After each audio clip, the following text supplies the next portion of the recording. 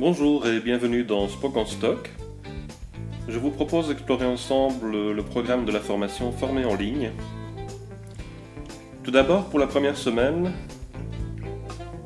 nous allons nous occuper de mon projet, mon public et moi. Tout d'abord, mon projet, quel est-il? En quoi est-il unique? En quoi est-il différent des autres? Est-ce une commande? Est-ce une nouvelle création? Ou bien est-ce l'adaptation d'une formation existante? Qui est mon public? Et surtout, quel est son problème? La formation est-elle vraiment la solution à ce problème? Et si oui, comment ne pas confondre problème et objectif pédagogique et comment faire coïncider les deux pour établir la destination, c'est-à-dire l'objectif pédagogique général de votre formation? Ceux qui veulent aller plus loin pourront aller jeter un coup d'œil sur un webinaire que j'ai donné il y a quelques semaines sur les MOOC, la révolution de l'apprentissage en ligne. Ils pourront aussi consulter les ressources en ligne qui sont intégrées à cette présentation.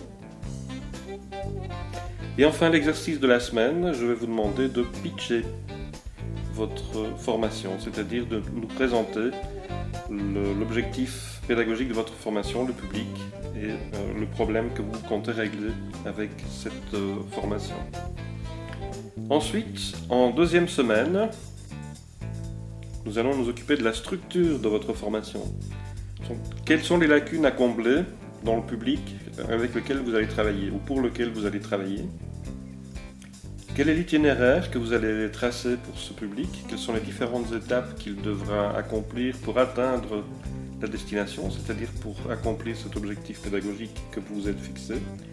Ensuite, nous allons nous attarder sur la façon dont les apprenants apprennent, et notamment sur les notions d'attention, de concentration et de mémoire.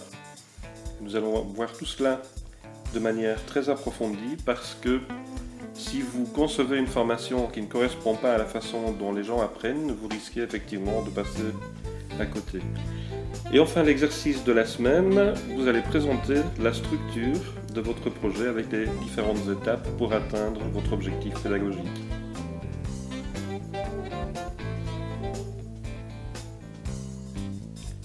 En troisième semaine, vous allez scénariser votre formation et donc nous allons voir ensemble quel est le rôle du design, de la pensée visuelle et de la scénarisation.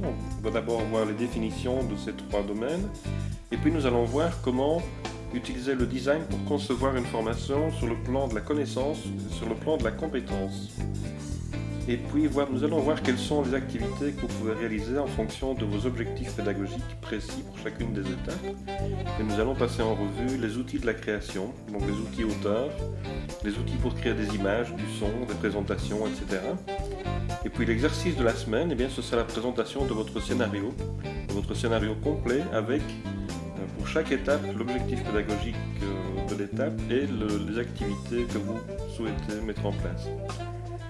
Ensuite, en semaine 4, eh bien, nous allons commencer à réaliser les supports de formation. D'abord, nous allons nous attarder sur comment choisir la plateforme de l'e-learning, le LMS, le Learning Management System, et puis voir comment travailler le design pour la mise en ligne et le design pour la motivation. Comment concevoir une formation qui entretienne la motivation de vos apprenants. Ensuite, vous allez créer des supports d'apprentissage, des supports multimédia qui concernent l'image, la présentation, le son, des quiz, des évaluations, et nous allons voir ensemble comment évaluer les prestations de vos apprenants. L'exercice de la semaine, ce sera la création de 2 supports multimédia au choix dans la liste de supports que nous avons proposés. Et enfin, 5e semaine, ce sera la semaine de la mise en ligne de votre formation.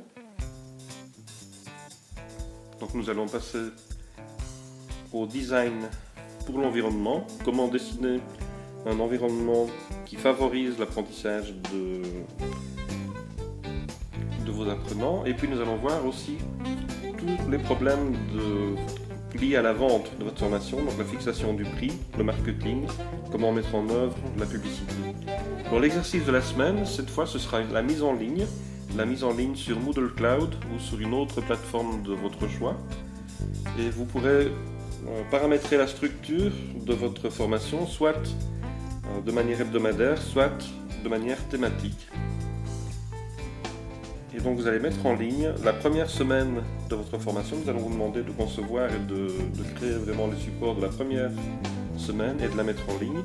Et puis vous aurez en test le feedback d'un panel d'utilisateurs, donc aussi bien les autres apprenants que des utilisateurs qui n'ont rien à voir avec la formation et qui vous donneront donc le feedback de candides, de personnes qui ne sont pas au courant de ce que vous souhaitez faire.